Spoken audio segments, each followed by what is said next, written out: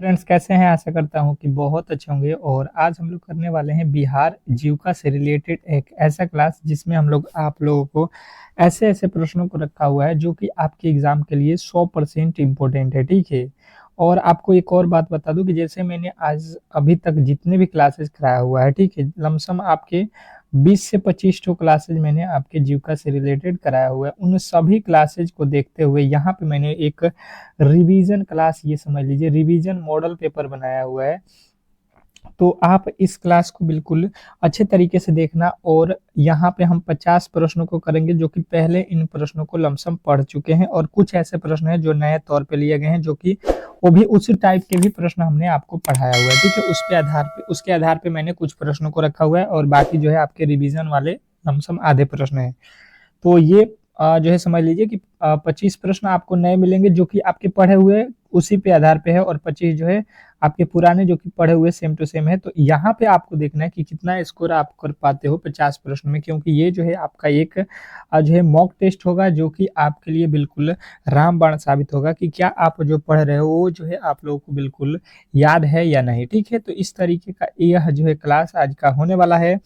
और जो भी मेरे दोस्त इस क्लास को लाइक नहीं किए हैं अब तक, तो बिल्कुल लाइक कर लीजिए, क्योंकि इस तरीके की क्लास आपको यूट्यूब पे कहीं पर भी नहीं मिलेगा। और बिल्कुल ही आपको पूरे की पूरे तैयारी एकदम जो है जड़ से करा रहे हैं। आप कहीं से भी कोई भी प्रश्न जो है छूटना नहीं चाहिए। और देखिए आपका रिवीजन बहुत मायने रखता है, तो इसलिए मैंने सोचा कि सप्ताह में एक दिन जो है एक रिवीजन का क्लास रहेगा, जिसमें आपको खुद से आइडिया लगेगा कि जो आप प्रश्न पढ़े हो वो आप कर सकते हो या नहीं। अगर यहाँ पे कर सकते हो तो एग्जाम हॉल में भी कर दोगे, अगर यहाँ पे नहीं बनेगा तो फिर तो आपको फिर दिक्कत होगा एग्जाम हॉल में भी। ठीक है, तो बिल्कुल इस क्लास के लिए देखते हैं कि कौन कौन जो है एग्री है। और जो भी मेरे दोस्त इस क्लास के लिए एग्री है रिवीजन के लिए, तो आप लोग लाइक जरूर कर दीजिएगा। और 1000 लाइक आएगा तो फिर जो है रिवीजन के आपके अगला जो है सोमवार को क्लास आएगा या संडे को रिवीजन क्लास आ जाएगा। ठीक है, रिवीजन आपने सुना होगा कि रिवीजन जो करता है उसी का डिवीजन बनता है, रिजल्ट बनता है। तो बिल्कुल आप रिजल्ट बराबर रिवीजन बराबर रिजल्ट आप सुने होंगे। ठीक है, तो चलिएगा क्लास को जो है लाइक शेयर कर दीजिए, एक बार शेयर लगा दीजिए, सभी लोगों को पता चल जाए कि आज का क्लास बहुत महत्वपूर्ण है। और 50 में से जिनका भी 40 प्लस क्वेश्चन सही होगा तो आज बिल्कुल अच्छा माना जाएगा, क्योंकि मैंने प्रश्नों को बताया हुआ है, पढ़ाया हुआ है, वही यहाँ पे प्रश्न उसी टाइप के देखने को मिलेगा। ठीक है, तो 40 प्लस सभी के होने चाहिए स्कोर। पहला प्रश्न कह रहा है जीविका की जो है स्थापना किस अंतर्राष्ट्रीय संस्था के सहयोग से हुई थी। स्टार लगा लीजिएगा, ये प्रश्न आपके एग्जाम हॉल में पूछा जाएगा। ठीक है, और मैंने यहाँ पे भी आपसे इसीलिए पूछ लिया है। तो पहले प्रश्न का उत्तर क्या होने वाला है, आपके फटाफट से उत्तर आना चाहिए। ज्यादा आज समय नहीं देंगे, ठीक है, आप लोगों को ज्यादा समय नहीं देंगे, क्योंकि प्रश्न ये हम लोगों ने पढ़ा हुआ है। तो फटाफट से पहले का उत्तर आप लोगों के आना चाहिए। और जिन्होंने बताया है ऑप्शन नंबर बी पहले का, उनका बिल्कुल राइट उत्तर है विश्व बैंक के द्वारा। ठीक है, नेक्स्ट प्रश्न की ओर चलेंगे। और अगला प्रश्न आपके सामने, ज्यादा समय नहीं देंगे, आप बिल्कुल फटाफट से करते रहिएगा कि विश्व में ग्राम सभा का जो है प्रावधान भारतीय संविधान के किस अनुच्छेद में है। बताने की कोशिश करेंगे कि बिहार में ग्राम सभा का जो है प्रावधान भारतीय संविधान के किस अनुच्छेद में है। ये जो है क्वेश्चन नंबर दूसरे का राइट उत्तर आपको बताना है। फटाफट से आपके उत्तर आना चाहिए। और जिन्होंने बताया है कि 243 ए, तो बिल्कुल राइट उत्तर हो जाएगा ऑप्शन नंबर ए जो है आपका बिल्कुल राइट उत्तर है। नेक्स्ट प्रश्न की ओर चलेंगे। और अगला प्रश्न कह रहा है कि मनरेगा का जो मुख्य उद्देश्य क्या है। मनरेगा का मुख्य उद्देश्य क्या है बताने की कोशिश करेंगे। स्टार प्रश्न है आज के, जो भी प्रश्न देख रहे हो आप, जितने भी मैंने क्लासेज कराया हुए हो उसमें से जो है छांट कर मैंने जो है इंपॉर्टेंट प्रश्नों को यहाँ पे रखा हुआ है, ताकि जो है आप लोग इस टेस्ट को ज्यादा से ज्यादा दे सकें। ठीक है, इस टेस्ट में देखते हैं कि ज्यादा से ज्यादा कितने लोग शामिल होते हैं। अगर ये जो है 10 की जाएगा, 10,000 लोग देखेंगे तो अगला रिवीजन क्लास आएगा, नहीं तो अगला रिवीजन क्लास नहीं आएगा। आप केवल पढ़ते रहना। ठीक है, आप लोगों को पसंद नहीं होगा, इसका मतलब अगर आप नहीं देखते हो इस क्लास को तो बिल्कुल आप बहुत बड़ी गलती भी करोगे रिवीजन क्लास अगर नहीं देखते हो। अगर मैं पढ़ाता जाऊं और आपको पीछे से कुछ भी ना आए तो फिर पढ़ने का कोई मतलब ही नहीं बनता है। जो पीछे से रिवीजन करता है वही आगे के प्रश्नों को जवाब भी देगा। ठीक है, तो देखिए यहाँ पे जो है आप लोगों को क्या हो जाएगा, ग्रामीण क्षेत्रों में जो है 100 दिनों का जो है गारंटी सुविधा रोजगार, ऑप्शन नंबर बी। रिवीजन से ये होता है कि आपके जो प्रश्न होंगे पीछे वाले, अगर आप पढ़ लेते हो तो आगे सिलेबस में और एग्जाम में बिल्कुल पीछे वाला ही प्रश्न पूछेगा, आगे आपसे नहीं पूछेगा कि आगे अब क्या करने वाले हैं आप, वो तो पीछे का ही प्रश्न पूछा जाएगा। तो आप पीछे के प्रश्नों पर विशेष करके ध्यान दीजिए। कह रहे यदि एक वस्तु 400 रुपये में खरीदा जाता है और उसे जो है 480 रुपये में बेचा जाता है, तो लाभ प्रतिशत बताने की कोशिश करेंगे सभी लोग। गणित का प्रश्न आपके सामने है और बताने की कोशिश करेंगे सभी लोग कि इस प्रश्न का राइट उत्तर क्या होने वाला है। तो जैसे मैंने देखा, तो देखिए 400 रुपये में आप कोई सामान किन रहे हो और 480 रुपये में बेच रहे हो, तो आप कहोगे भाई साहब मुझे तो लाभ यहाँ पे कितना का हुआ, 400 रुपये खरीदे हैं, 480 में बेचे हैं, हमें तो 80 रुपये का लाभ हुआ। आप कहोगे बिल्कुल बात सही है, 80 रुपये का लाभ हुआ है, परंतु ये बोला है भाई साहब 80 रुपये नहीं, परसेंटेज में बता दो। तो हम क्या करेंगे, 80 को रखेंगे और बट्टा में कितना रखेंगे, 400, क्योंकि 400 रुपये हमने इन्वेस्ट किया है, क्रयमूल है तो, और यहाँ पे गुणे 100, ये 2 जीरो से 2 जीरो, ये 4 दूना का 8। आप कहोगे भाई साहब हमें तो लाभ जो है 20% का हुआ है, ऑप्शन नंबर जो कि बी में दिया गया है। तो आशा करता हूँ कि ये प्रश्न आपको बहुत अच्छे तरीके से समझ में आ गया होगा और ऐसे प्रश्नों में किसी भी हालत में आप लोग गलती नहीं करोगे। नेक्स्ट प्रश्न की ओर चलेंगे। कह रहा है MS वर्ड में क्रिटल प्लस एस का जो है उपयोग किस लिए किया जाता है। MS वर्ड में CTRL प्लस एस का उपयोग क्यों किया जाता है, बताने की कोशिश करेंगे सभी लोग। कंप्यूटर से प्रश्न है, ये आपके एग्जाम के लिए बहुत इंपॉर्टेंट है। और जिन्होंने बताया है यहाँ पे कि डॉक्यूमेंट को जो है सेव करने के लिए, डॉक्यूमेंट को सेव करने के लिए, तो बिल्कुल राइट उत्तर हो जाएगा। ठीक है, नेक्स्ट प्रश्न की ओर चलेंगे और अगला प्रश्न आपके सामने है। कह रहा है कि बिहार के किस जिले में विक्रमशिला गंगा जो है डॉल्फिन अभयारण्य स्थित है। बिहार के किस जिले में विक्रमशिला गंगा डॉल्फिन अभयारण्य जो है स्थित है। ये भी प्रश्न आपको मैंने क्लासेज में बिल्कुल बताया हुआ है कि ये है भागलपुर में। कहाँ पे है, भागलपुर में। ऑप्शन नंबर बी वाले जितने भी मेरे दोस्त हैं उनका राइट उत्तर हो जाएगा। नेक्स्ट प्रश्न की ओर चलेंगे और अगला प्रश्न कह रहा है कि वह कौन सी प्रक्रिया है जिसमें एक ठोस पदार्थ सीधे गैस में जो है बदल जाता है। वह कौन सी प्रक्रिया है जिसमें एक ठोस पदार्थ सीधे जो है गैस में बदल जाता है, बताने की कोशिश करेंगे सभी लोग। क्वेश्चन नंबर 7वें का राइट उत्तर बताने की कोशिश करेंगे सभी लोग। तो जिन्होंने भी बताया है यहाँ पे वाष्पीकरण, तो बिल्कुल 100% सही उत्तर है। नेक्स्ट प्रश्न की ओर चलेंगे और अगला प्रश्न आपके सामने है, बताने की कोशिश करेंगे सभी लोग। आपका अगला प्रश्न क्या कह रहा है, देखिएगा यहाँ पे। कह रहा है यहाँ पे कि श्रृंखला में अगला जो है पद आपको बताना है। ठीक है, ये रीजनिंग का प्रश्न है, रीजनिंग जो आप बिल्कुल जानते हो। रीजनिंग के प्रश्नों को सोल्व करने की कोशिश करेंगे सभी लोग।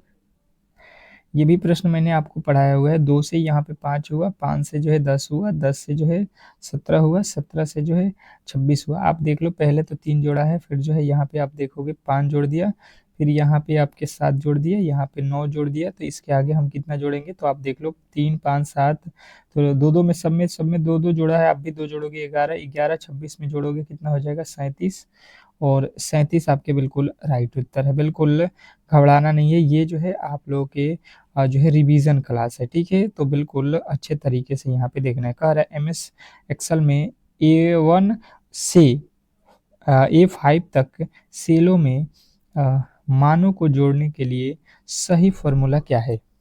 MS एक्सेल में A1 से A5 तक के सेलों के मानों को जोड़ने के लिए सही फॉर्मूला क्या है। 10वें नंबर प्रश्न का राइट उत्तर हो जाएगा आपका कि जो है बराबर टोटल जो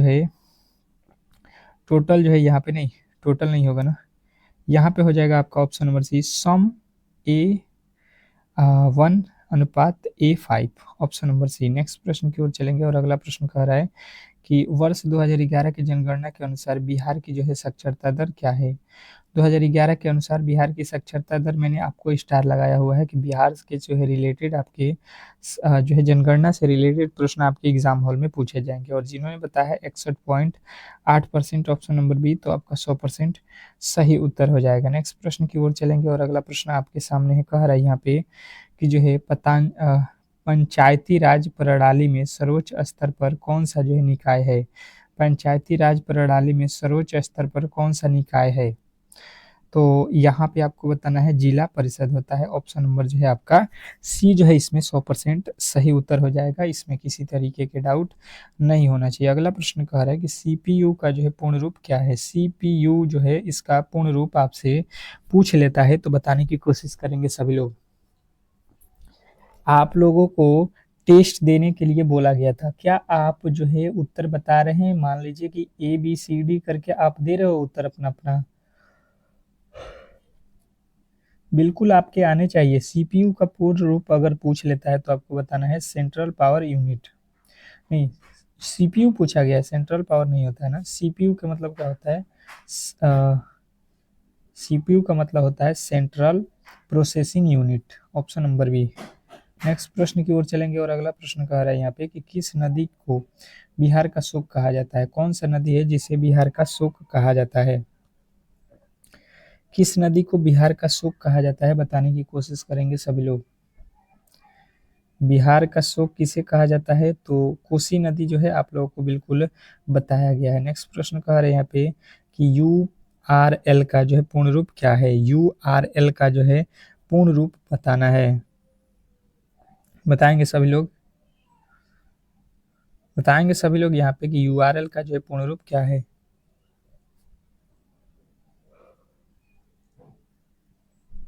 तो जिन्होंने भी बताया है option number a universal resource link, तो बिल्कुल राइट उत्तर है। नेक्स्ट प्रश्न कह रहा है कि पानी में हाइड्रोजन और ऑक्सीजन के भार के अनुपात को क्या कहा जाता है। पानी में हाइड्रोजन और ऑक्सीजन के भार को क्या कहा जाता है, बताने की कोशिश करेंगे और वीवीआई लगा लेंगे, क्योंकि प्रश्न बहुत महत्वपूर्ण है आपके एग्जाम के लिए और सभी के उत्तर फटाफट से आने चाहिए। कि पानी में हाइड्रोजन और ऑक्सीजन का जो भार होता है 1:8 होता है। आपने बिल्कुल क्लास देखा होगा, तो मैंने इसको बताया भी था कि किस तरीके से 1:8 ये होता है। बिल्कुल बहुत अच्छे तरीके से आपकी तैयारी है, अगर आप बेहतरीन तरीके से इन प्रश्नों को कवर कर रहे हो। तो कह रहा है कि यदि 10 पुरुष एक काम को 15 दिनों में कर सकते हैं तो 5 पुरुष उसी काम को कितने दिनों में करेंगे, बताने की कोशिश करेंगे। प्रश्न में स्टार लगा लीजिएगा, प्रश्न को स्टार लगा लीजिएगा, क्योंकि ये प्रश्न आपके सीधे एग्जाम हॉल में आने वाले हैं। बिल्कुल बहुत अच्छा, बहुत बेहतरीन। सभी के उत्तर आने चाहिए, सभी के उत्तर आने चाहिए। तो देखिए यहाँ पे आपको मैंने एक बात बताया था कि पहले लिखा जाता है M1 गुणे D1 बराबर M2 गुणे D2, यही तो फॉर्मूला मैंने आपको बताया था। ठीक है, अब देखो M1 मतलब कितने पुरुष हैं 10 और कितने दिन काम कर रहे हैं 15, और फिर कह रहा है इधर पुरुष अगर 5 हो जाए तो कितने दिन में काम हो जाएगा, तो दिन निकाल दो। 5 के पहाड़ा में 5 तिया 15, 10 के पहाड़ा में 10 तिया 30 दिन में वो जो है आप लोगों के काम कर देंगे। ठीक है, तो ऑप्शन नंबर आप डी के साथ जाओगे। आशा करता हूँ कि ये प्रश्न आपको बिल्कुल बहुत अच्छे तरीके से समझ में आ गया होगा। नेक्स्ट प्रश्न की ओर चलेंगे और अगला प्रश्न कह रहा है कि वह कौन सा बौद्ध स्थल है जहाँ गौतम बुद्ध ने अपना पहला उपदेश दिया था। वह कौन सा जो है बौद्ध स्थल है जहाँ गौतम बुद्ध ने अपना पहला उपदेश दिया था, बताने की कोशिश करेंगे सभी लोग कि जो है इस प्रश्न का राइट उत्तर क्या होने वाला है। बिल्कुल बहुत अच्छा, बहुत बेहतरीन। जिनका भी उत्तर यहाँ पे आ रहा है कि उपदेश दिए थे कहाँ पे, ये सारनाथ। ऑप्शन नंबर आपका सी जो है बिल्कुल राइट उत्तर है। नेक्स्ट प्रश्न की ओर चलेंगे और अगला प्रश्न कह रहा है कि किस मुगल सम्राट ने दीन ए इलाही नामक धर्म की शुरुआत की थी, बताने की कोशिश करेंगे सभी लोग। सभी लोग बताएंगे यहाँ पे कि आप किसका राइट उत्तर है। 19वें नंबर प्रश्न का राइट उत्तर सभी का आना चाहिए कि जो है किस मुगल सम्राट ने दीन ए इलाही नामक पुस्तक लिखा था, तो आपका राइट उत्तर बनेगा अकबर। ऑप्शन नंबर सी वाले जितने भी बताए हैं उनका राइट उत्तर है। अगला प्रश्न कह रहा है यहाँ पे कि भारत में असहयोग आंदोलन किस वर्ष शुरू हुआ था। भारत में असहयोग आंदोलन किस वर्ष शुरू हुआ था, बताने की कोशिश करेंगे और स्टार लगा लेंगे प्रश्न पे, क्योंकि प्रश्न बहुत महत्वपूर्ण है आपके एग्जाम के लिए, ये जितने भी कर रहे हो आप। और मैंने ये सारे के सारे प्रश्न लमसम आपको बताए हुए हैं, आपकी गलती यहाँ पे नहीं होनी चाहिए। जिन्होंने बताया है यहाँ पे 1920 ईस्वी, तो बिल्कुल राइट उत्तर है। नेक्स्ट प्रश्न की ओर चलेंगे और अगला प्रश्न कह रहा है यहाँ पे कि एक आयत का जो है खेत का क्षेत्रफल 540 मीटर है और जो है इसकी लंबाई 30 मीटर है, तो इसकी चौड़ाई क्या होगा, आप लोगों को बताना है। अब बताने की कोशिश करेंगे कि इस प्रश्न के जो है राइट उत्तर क्या होने वाले हैं। चलिएगा, सभी लोग बताइएगा यहाँ पे कि इस प्रश्न का जो है राइट उत्तर क्या होने वाला है। अब देखिए यहाँ पे आप लोगों को क्या करना है, क्षेत्रफल बराबर आपको फॉर्मूला मालूम होना चाहिए एल गुणे बी। यहाँ पे क्षेत्रफल कितना बोला है 540 और इधर जो है लंबाई है 30 और चौड़ाई है जो है 20। ये 30 के पहाड़ में काट दो, 30 कितना हो जाएगा, ये आपके 18 मर्त में आ जाएगा। आप कहोगे चौड़ाई जो है 18 मीटर हो जाएगा। नेक्स्ट प्रश्न की ओर चलेंगे। ये मैंने आपको कराया हुआ है प्रश्न, जितना भी आप कर रहे हो आप बिल्कुल फटाफट से करोगे, क्योंकि ये मैंने पहले भी बताया हुआ है कि रिवीजन क्लास है और देखना है कि कितने लोग जो है पिछले क्लास को जो है रिवीजन करके रखते हैं और किनका जो है स्कोर 40 प्लस जाता है। जो रिवीजन किए होंगे तो बिल्कुल उनका जो है 100% है कि स्कोर भागेगा, ठीक है। और जो रिवीजन नहीं करते हैं उनको भी पता चल जाएगा कि अगर प्रश्न जो पढ़े हो और आपके सामने आएगा तो क्या आप सॉल्व कर पा रहे हो, नहीं कर पाओगे, ठीक है। तो इसलिए रिवीजन बहुत ज़रूरी होता है किसी भी एग्ज़ाम को पास करने के लिए। तो इसके लिए जो भी मेरे दोस्त एग्री हैं तो बिल्कुल लाइक करिएगा 1000 यहाँ पे इस क्लास में। तो अगला जो है रिवीजन क्लास आपके लिए बेहतरीन तरीके से आएगा। बिहार में शराबबंदी कानून किस वर्ष लागू किया गया था? बिहार में शराबबंदी कानून किस वर्ष लागू किया गया था, बताने की कोशिश करेंगे सभी लोग। तो जिनका भी उत्तर आ रहा है 2016 बिल्कुल राइट उत्तर है। नेक्स्ट प्रश्न की ओर चलेंगे और अगला प्रश्न आपके सामने है कि भारत में हरित क्रांति का जो है जनक किसे माना जाता है? भारत में हरित क्रांति का जनक किसे माना जाता है, बताएंगे। अब सभी लोग बताएंगे यहाँ पे कि भारत में हरित क्रांति का जो है जनक किसे माना जाता है। बिल्कुल, बहुत अच्छा, बहुत बेहतरीन। तो 23वें नंबर प्रश्न का राइट उत्तर हो जाएगा MS Swaminathan. Option number B जो है आपका 100% सही उत्तर है, इसमें किसी तरीके के डाउट नहीं होना चाहिए। नेक्स्ट प्रश्न की ओर चलेंगे और अगला प्रश्न कह रहा है कि जो है एक व्यक्ति 5 मीटर पूरब चलता है, फिर जो है 12 मीटर उत्तर की ओर जाता है, वह अपनी प्रारंभिक बिंदु से कितनी दूरी पर है, ये आप लोगों से पूछा गया है। अब देखिए रीजनिंग का प्रश्न है, मैंने आपको इस तरीके के प्रश्न बताया हुआ है कि सबसे पहले आपको दिशा मालूम होना चाहिए। ऊपर होता है उत्तर, नीचे होता है दक्षिण, ये होता है पूरब और ये आपका होता है पश्चिम। आप देखो पूरब कह रहा है तो आप यहाँ पे खड़े हो जाओ और यहाँ पे चलोगे तो पूरब हो जाएगा 5। इसने कहा पूरब जाने के बाद जो है आपको 12 मीटर उत्तर जाना है। उत्तर देख लो कहाँ पे लिखा है, ऊपर की तरफ आपको 12 मीटर जाना है। इसने बोल दिया कि अब जो है आप जहाँ पे खड़े थे वहाँ से कितने दूर हो, तो देख लो यहाँ से खड़े होते हैं यहाँ पे पहुँच जाते हैं तो कितना दूरी हो जाएगा। तो आप कहोगे भाई साहब ये तो हमें पता है कि इसको बोलते हैं एच, पाइथागोरस का प्रमेय है 90 डिग्री का कोण है। तो हम क्या करेंगे, ये दोनों ही P square plus B square कर देंगे तो एच का वैल्यू आ जाएगा, यानी कि 20 का स्क्वायर 5 का स्क्वायर 25 और 12 का स्क्वायर 144। इन दोनों को जोड़ेंगे तो कितना आ जाएगा 169। 169 किसका वर्गमूल होता है 13 का।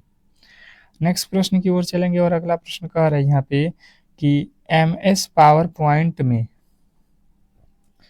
स्लाइड शो शुरू करने के लिए किस कुंजी का उपयोग किया जाता है, बताइएगा सभी लोग कि जो है आपके 25वें नंबर प्रश्न का राइट उत्तर क्या होने वाला है। 25वें नंबर प्रश्न का राइट उत्तर क्या होने वाला है, तो जिन्होंने बताया है यहाँ पे F1 तो बिल्कुल राइट उत्तर हो जाएगा। नेक्स्ट प्रश्न की ओर चलेंगे और अगला प्रश्न कह रहा है कि दीनदयाल अंत्योदय योजना राष्ट्रीय ग्रामीण आजीविका मिशन का उद्देश्य क्या है, बताइएगा सभी लोगों को बताना है 26वें नंबर प्रश्न का राइट उत्तर कि जो है दीनदयाल अंत्योदय योजना का जो है ग्रामीण जीविका मिशन का जो उद्देश्य क्या है। तो आपके राइट उत्तर बनेगा यहाँ पे ऑप्शन नंबर 1 ग्रामीण गरीबी को जो है सशक्त बनाना, ठीक है। नेक्स्ट प्रश्न की ओर जाना है और अगला प्रश्न देखिए कह रहा है कि किस देश को दुनिया का सबसे बड़ा जो है लोकतांत्रिक देश कहा जाता है।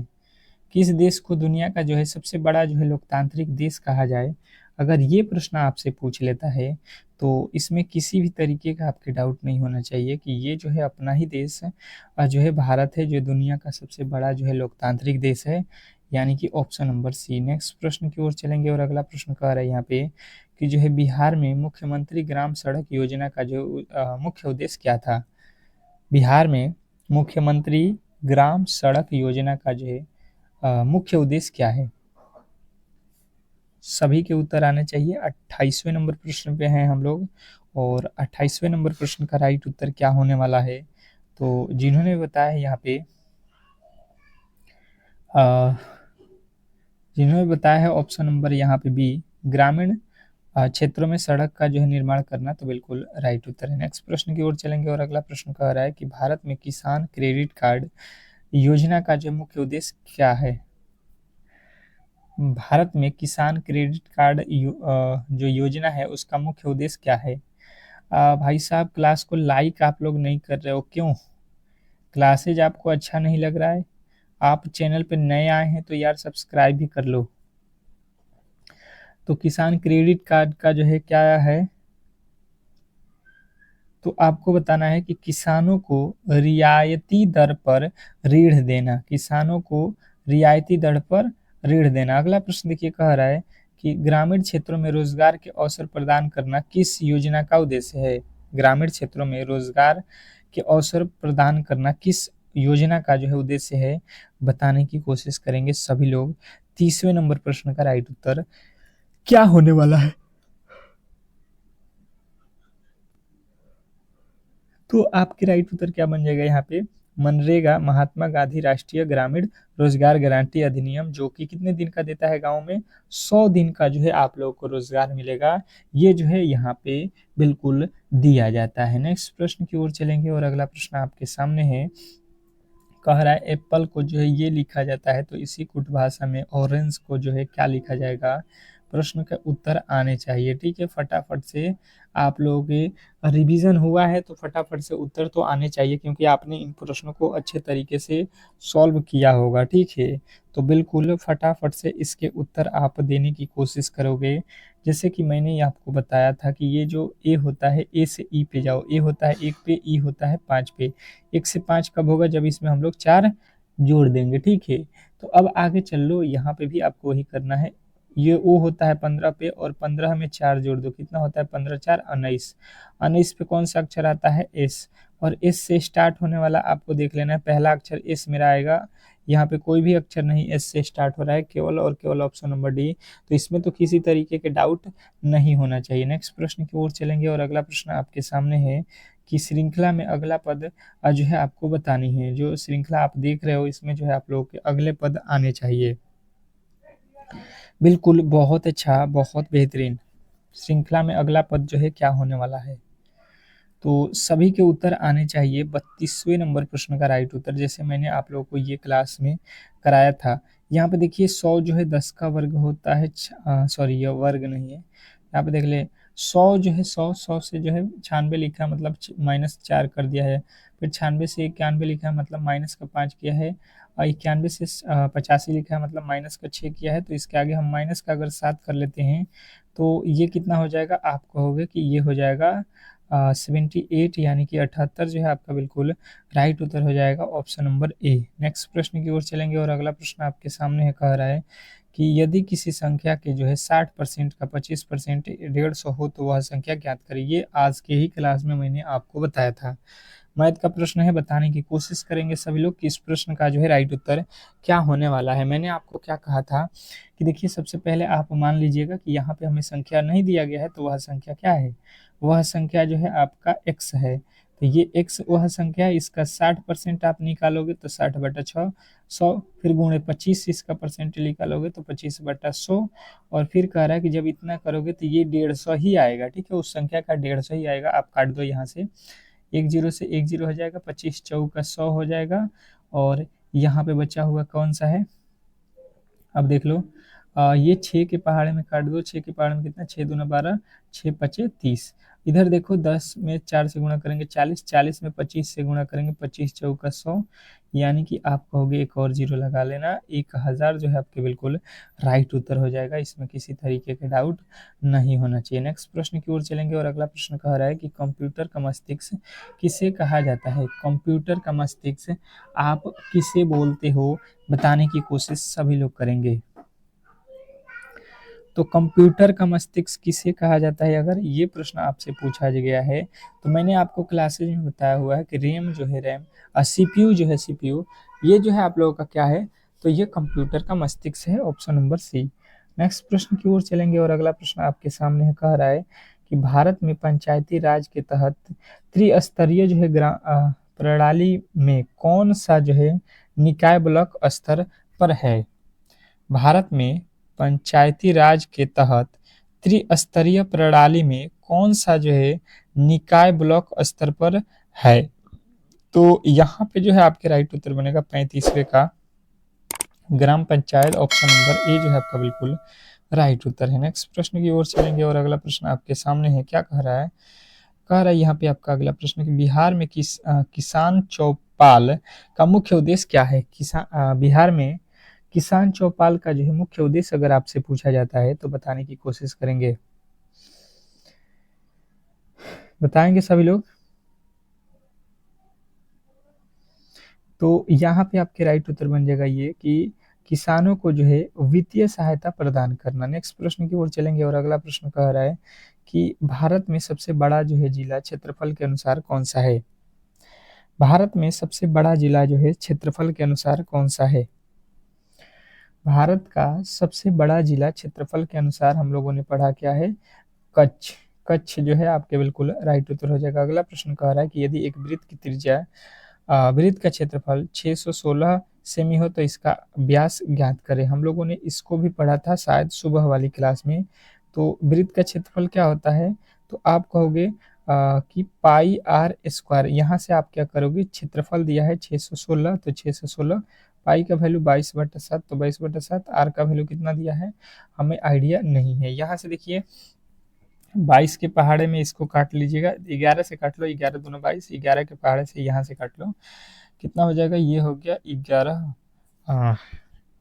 आपका कितना हो जाएगा 11, 11 पच्चे 55 हो गया ना, 11 पच्चे 55 और 6, 11 6 66, फिर 2 के पहाड़े में ये कितना हो जाएगा 56 है, तो ये हो जाएगा आपका 28 और ये तिरछा तिरछी गुणा हो गया तो 7 इधर ही आ जाएगा, इधर बचेगा केवल आर स्क्वायर, ये स्क्वायर जो है इधर रूट में आ जाएगा। तो 28 को क्या लिखोगे, आप कहोगे 2 गुणे 7 ये हो जाएगा, ये 2 का वर्गमूल 2 हो जाएगा, 7 का 7 हो जाएगा, तो 7 दूना का 14 हो जाएगा। परंतु इसने बोला है व्यास, तो व्यास क्या होता है, त्रिज्या का डबल। व्यास क्या होता है, 2r होता है, ठीक है, तो 2r कर लेना। आर का वैल्यू कितना दिया है, 14 दिया है, तो 14 दूना कितना हो जाएगा 28, 28 सेमी आपको बताना है, ठीक है। नेक्स्ट प्रश्न, अगला प्रश्न देखेंगे आप लोगों के सामने आ चुका है, निम्नलिखित में से कौन सा इनपुट डिवाइस है? निम्नलिखित में से कौन सा जो है इनपुट डिवाइस है? निम्नलिखित में से कौन सा जो है इनपुट डिवाइस है?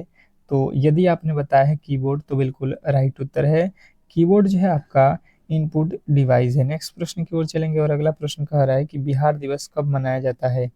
निम्नलिखित में से बिहार दिवस कब मनाया जाता है, बताने की कोशिश करेंगे कि निम्नलिखित में से कब जो है बिहार दिवस मनाया जाता है। तो आपके राइट उत्तर बनेगा 22 मार्च को बिहार दिवस मनाया जाता है। नेक्स्ट प्रश्न कह रहा है कि भारतीय रिजर्व बैंक का जो है मुख्यालय कहाँ स्थित है? भारतीय रिजर्व बैंक का जो है मुख्यालय कहाँ स्थित है, बताने की कोशिश सभी लोग करेंगे। तो भारतीय रिजर्व बैंक का मुख्यालय कहाँ पे है, आप कहोगे ऑप्शन नंबर सी बिल्कुल राइट उत्तर हो जाएगा, मुंबई। नेक्स्ट प्रश्न की ओर चलेंगे और अगला प्रश्न आपके सामने है, कह रहा है कि किस वर्ष बिहार को बंगाल प्रेसिडेंसी से अलग कर दिया जो है आप लोगों को अलग प्रांत बनाया गया था? मतलब किस वर्ष में बिहार जो है बंगाल से अलग होकर एक अपना जो है राज्य बना था? अगर ये प्रश्न पूछा जाए तो आपके राइट उत्तर बनेगा 1912 में। नेक्स्ट प्रश्न देखिएगा, कह रहा है कि जीविका में SHG का पूर्ण रूप क्या है? जीविका में SHG का जो है पूर्ण रूप अगर पूछ लेता है तो बताने की कोशिश करेंगे सभी लोग। कि जीविका में एसएचजी का पूर्ण रूप क्या होता है? तो सेल्फ हेल्प जो है ग्रुप। नेक्स्ट प्रश्न की ओर चलेंगे और अगला प्रश्न कह रहा है कि यदि बुक को जो है ये लिखा जाता है तो इसी कुट भाषा में रीड को जो है क्या लिखा जाएगा? अब देखिएगा ये जो है कोडिंग डिकोडिंग के रीजनिंग के प्रश्न आपके सामने है और बताने की कोशिश करेंगे सभी लोग कि इस प्रश्न का राइट उत्तर क्या होने वाला है। तो जैसे मैंने देखा तो बी का डी लिखा है, ठीक है। क्या लिखा है? बी का डी लिखा हुआ है। तो आप देखो बी का डी कब हो जाएगा? तो बी में 2 जोड़ोगे डी हो जाएगा। ओ से ओ लिखा है इसमें और इसमें एम लिखा है। सब में देखोगे 2-2 लिखा है, यहाँ पे क्यू है, इसको क्यू करिएगा, ओ नहीं है। अब देखो यहाँ पे भी 2-2 जोड़ लो, आर में 2 जोड़ोगे, आर 18 2 20 हो गया, 20 पे टी होता है, ई से 2 जोड़ोगे, ई के बाद जी हो जाएगा, ए में 2 जोड़ोगे सी हो जाएगा। सी आपका होना चाहिए सी, सी नहीं दिया है ना। अच्छा डी का क्या हो जाएगा? डी में 4 जोड़ोगे 6 हो जाएगा। अब देख लो यहाँ पे टाइपिंग एरर है, यहाँ पे T G E F, option number A, यहाँ पे ई नहीं होगा, सी हो जाएगा, ऑप्शन नंबर ए वाला, थोड़ा सा टाइपिंग मिस्टेक था। नेक्स्ट प्रश्न कह रहा है कि निम्नलिखित में से कौन सा एक जो है इनपुट डिवाइस है? निम्नलिखित में से कौन जो है एक इनपुट डिवाइस है? कौन जो है इनपुट डिवाइस है? तो आपके राइट उत्तर बनेगा कि माउस जो है एक इनपुट डिवाइस है। नेक्स्ट प्रश्न, अगले प्रश्न की ओर चलेंगे और अगला प्रश्न कह रहा है श्रृंखला का अगला पद ज्ञात करना है। ये जो श्रृंखला आप देख रहे हो इसका अगला पद आपको बताना है, ठीक है।